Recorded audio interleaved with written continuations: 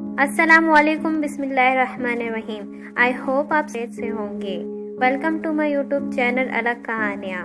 آج ہم آپ کے لیے ایک نئی کہانی لے کر آئے ہیں۔ آئی ہوپ آپ اس کہانی کو ضرور انجوائے کریں گے۔ اندیکھی مخلوق ایپیسوڈ 5۔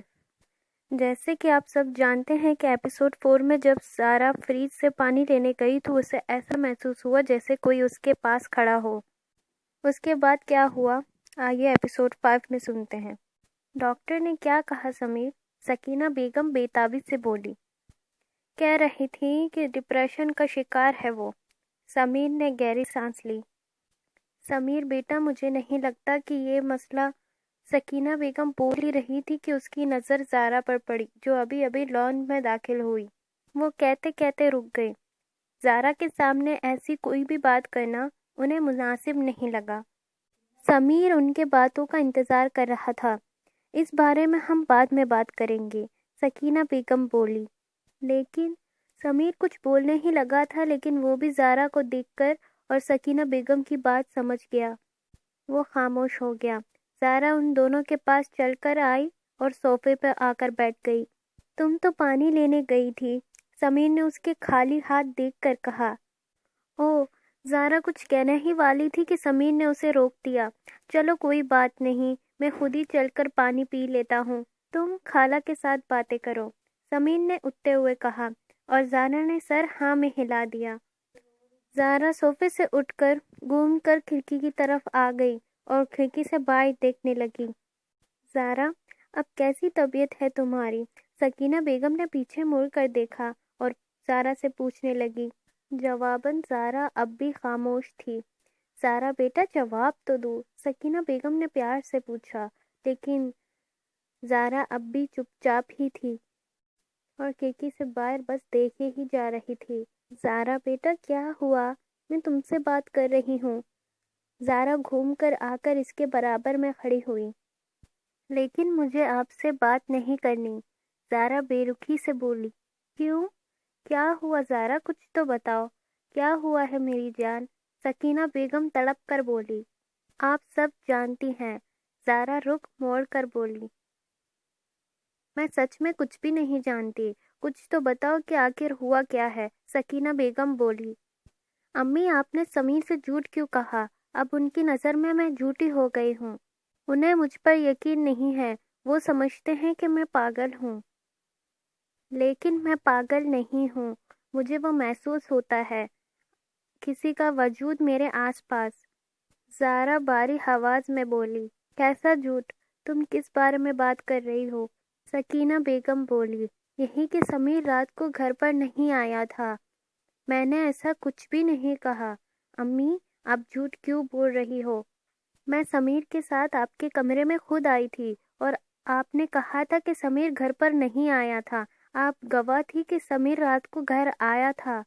زارا نم آنکھوں سے بولی۔ تم لوگ کب آئے تھے صبح میرے کمرے میں؟ میری تو تم لوگوں سے ملاقات صبح ہی ہوئی تھی جب تم لوگ ہاسپٹل جا رہے تھے۔ کیا مطلب؟ ہاں بیٹا، تم دونوں سے میری کوئی بھی بات نہیں ہوئی صبح، اور میری بات ہی نہیں ہوئی تھی ایسی کوئی صبح، مجھے یاد ہے۔ میں کیوں جھوٹ بولوں گی؟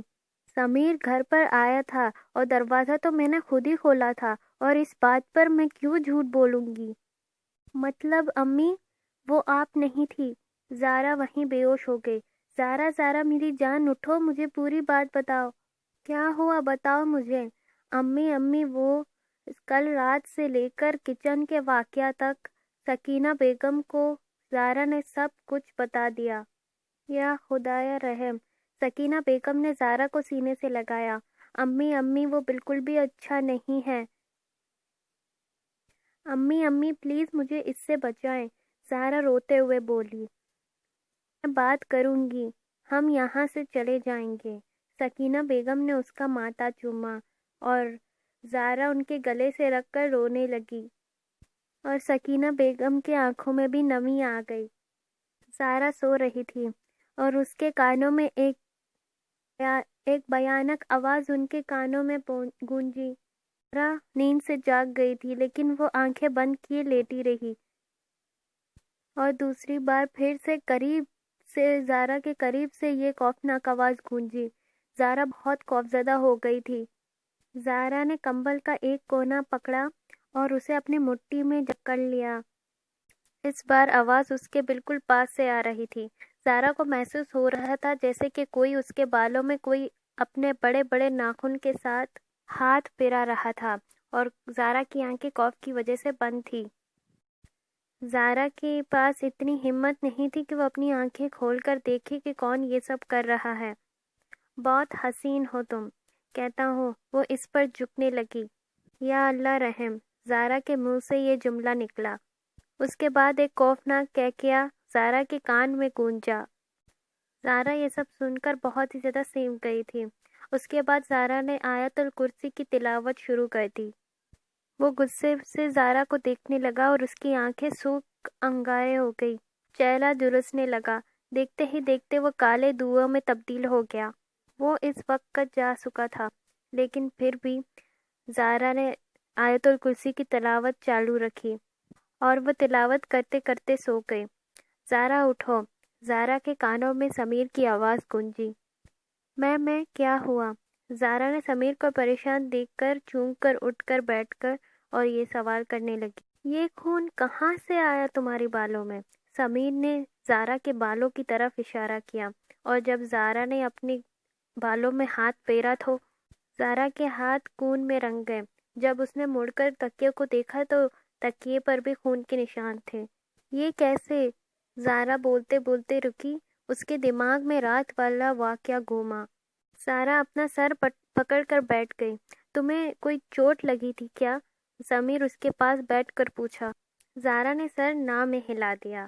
اچھا تم شاور لے لو پہلے، سمیر نے زارا سے کہا۔ زارا بنا کچھ بولے شاور لینے چلی گئی۔ زارا جب شاور لے کر آئی تو سمیر اس کا منتظر تھا۔ اچھا ادھر آؤ، سمیر نے اسے اشارے سے اپنے پاس بلایا۔ زارا نے لمبی سانس لی اور اس کے جانب بڑھ گئی۔ زارا یہاں تو کوئی بھی چوٹ کے نشان نہیں ہیں اور نہ ہی کسی اور چیز کے نشان ہیں، سمیر حیرت سے بولا۔ اچھا، زارا نے بولا۔ ہاں پر خون کیوں نکل رہا تھا؟ سمیر الجھا۔ زارا کے دماغ میں رات والا قصہ کسی مووی کی طرح چل رہا تھا۔ اچھا ایک کام کرو، تم رات کو تیار ہو جانا، میں تمہیں ڈاکٹر کے یہاں لے جاتا ہوں، پتہ تو چلے کوئی اندرونی چوٹ تو نہیں ہے۔ ڈاکٹر ٹھیک سے بتا سکتا ہے، سمیر نے کوٹ پہنتے ہوئے کہا۔ نہیں کچھ نہیں ہوا ہے، میں ڈاکٹر کے پاس نہیں جاؤں گی۔ ٹھیک ہوں میں، زارا اپسیٹ لہجے میں بولی۔ نہیں زارا، چیک اپ کروا لو پلیز۔ خود ہی سوچو، جب کوئی چوٹ ہی نہیں تو خون کیسے نکل سکتا ہے؟ خود ہی بتاؤ، سمیر نے پوچھا۔ میں اگر آپ کو بتاؤں گی تو آپ یقین نہیں کریں گے، پھر آپ مجھے سائیکیٹرسٹ کے پاس لے جائیں گے۔ اس سے بیٹر ہے کہ میں آپ کو بتاؤں ہی نہیں۔ زارا کے لہجے میں ناراضگی تھی۔ زارا نے فیصلہ کر دیا تھا کہ وہ سمیر کو کچھ بھی نہیں بتائے گی، کیونکہ سمیر اس باتوں پر یقین نہیں رکھتا۔ انہیں لگے گا کہ زارا کی دماغی حالت ٹھیک نہیں۔ زارا کا یہ ناراضگی والا لہجہ سمیر کو بہت ہی زیادہ تکلیف دے رہا تھا۔ میں ناشتہ بنا رہی ہوں، تب تک آپ ریڈی ہو جائیں، زارا کہتی ہوئی کمرے سے نکل گئی۔ سمیر تعجب سے اسے جاتا دیکھنے لگا۔ زارا، سکینہ بیگم زارا کو آواز دیتے ہوئے کچن میں آ گئی۔ زارا کہاں گم ہو؟ کب سے آوازیں دے رہی ہوں، بندہ جواب بھی دے ہی دیتا ہے۔ سکینہ بیگم نے اس کے کندھے پر ہاتھ رکھا۔ جی امی، زارا چونک کر بولی۔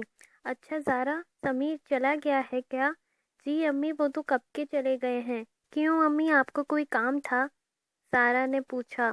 نہیں، بس کچھ بات کرنی تھی۔ کون سی بات؟ زارا نے پوچھا۔ یہاں سے جلد از جلد نکلنے کی، سکینہ بیگم بولی۔ شکریہ امی، میری بات پر یقین کرنے کے لیے۔ زارا نم آنکھوں سے مسکرائی۔ میری جان، تم ہمیشہ ایسی ہی مسکرایا رہا کرو۔ سکینہ بیگم کے دل کو اسے مسکراتا دیکھ کر کچھ قرار آیا تھا۔ زارا پھر سے مسکرائی۔ سکینہ بیگم کچن سے نکل گئی اور زارا اپنے کام میں مصروف ہو گئی۔ کام کرتے کرتے اسے خود پر کسی کی نظر محسوس ہونے لگی۔ زارا ایک خوفناک آواز اس کے کانوں تک آ پہنچی۔ اس نے کھڑکی کی طرف نظر گھمائی تو اسے دکھائی دیا کہ وہ کھڑکی کے اس پار چہرے پر پرسرار مسکراہٹ سجائے ہوئے کالے لباس میں اسے دیکھ رہا تھا۔